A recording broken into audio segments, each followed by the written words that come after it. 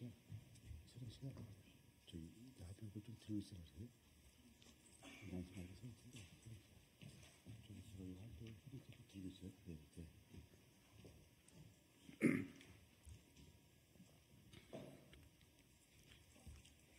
예, 인사드리겠습니다. 안양시 마랑구 출신 강덕구 의원입니다. 세월호 참사 10주기가 이제 한 달 앞으로 다가왔습니다. 저는 오늘 기자회견에서 지금까지 한 번도 공개되지 않은 어쩌면 세월호 참사의 성격을 뒤바꿔 놓을 수도 있는 객관적인 증거 자료 하나를 공개하려고 이 자리에 섰습니다. 세월호는 지난 2014월 16일 전남 진도군의 동고차도라는 인근 해상에서 오전 8시 48분경 급변침을 시작해갖고 왼편으로 쏘려졌고 그리고 10시 17분경 완전히 전복됐습니다. 세월호 사고 후로 10년이 경과됐습니다. 그러나 아직 침몰 원인은 결론을 내리지 못했습니다. 그런데 이 원인 미상의 급변침을 한 8시 48분보다 2시간 이전에, 즉 그날 새벽 7시경부터 당시 대체선장 이준석과 청해진 해운이 사고 발생 우려에 따라서 승객 퇴선 명령을 논의했었다는 충격적인 기무사 내부 문건이 존재합니다.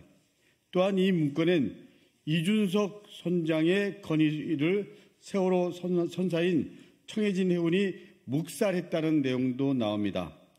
국군 기무사령부는 이미 알려진 바 세월호 참사 이후에 유가족 사찰과 그리고 고 유병원 회장 검거 작전에 깊숙이 개입한 바 있습니다. 그 같은 기무사가 2014년 4월 24일 작성한 대비 문서가 바로 이것입니다. 여기 이 문서가 바로 기무사가 작성한 대비 문서입니다.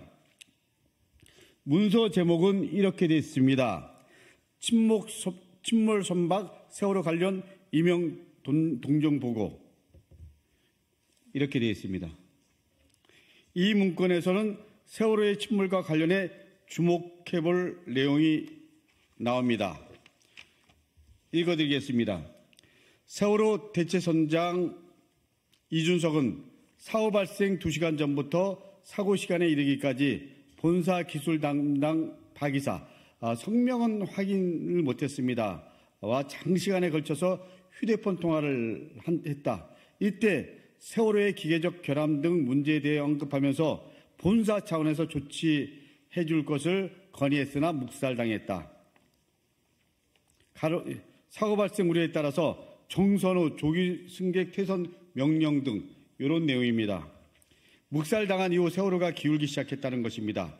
이어 선장은 승객에 대한 퇴선 명령 시기를 놓치는 등 공황 상태가 발생한 것으로 추정된다고 되어 있습니다.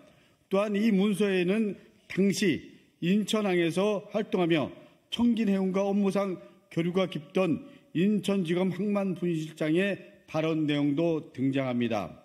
문서에 따르면 청진해운이 이준석 선장의 정선 및 퇴선 건의를 묵살한 것과 관련해 인천지검 항만분실장은 모든 선박회사가 그럴 것으로 판단되는데 청해진의 경우도 선박에 문제가 생길 경우 선장이 조치할 수 있는 사항이 없다.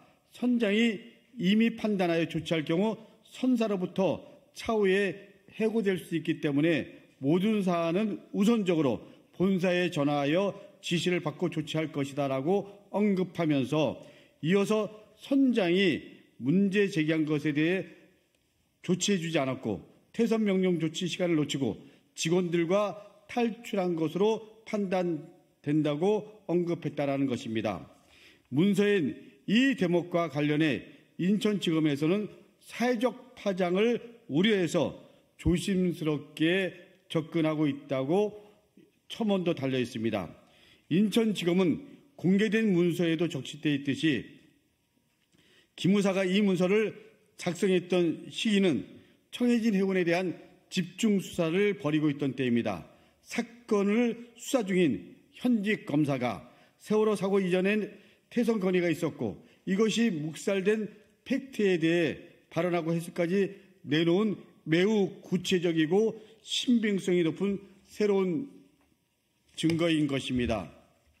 아울러 이 문건은 당시 기무사령부의 1차 위기관리센터에서 정식으로 보고된 문서이기도 합니다. 국군 기무사령부의 조직 특성상 이렇게 구체적인 허위 보고가 이루어졌다고 상상하기조차 어렵습니다. 국민 여러분, 이 증거에 주목해 주십시오. 참사 후 10년 한 번도 세상에 나오지 않은 공개된 적이 없는 증거입니다.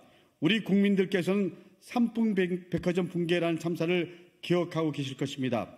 백화점 임원진은 붕괴 위험을 사전에 알았고, 그리고 붕괴 2시간 전에는 전문가들이 영업 중단을 공고하기도 했지만, 경영진은 고객들이 매몰될 수 있다는 그런 참사의 가능성에도 불구하고 당장의 이익 앞에 고객들의 안전을 내팽개쳤습니다.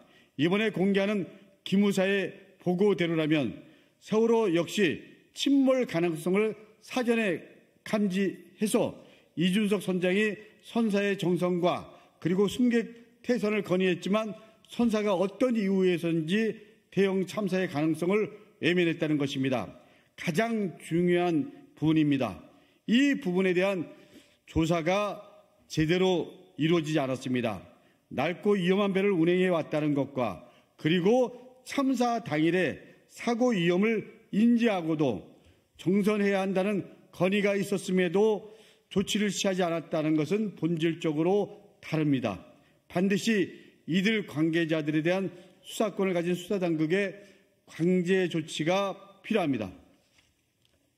감사합니다.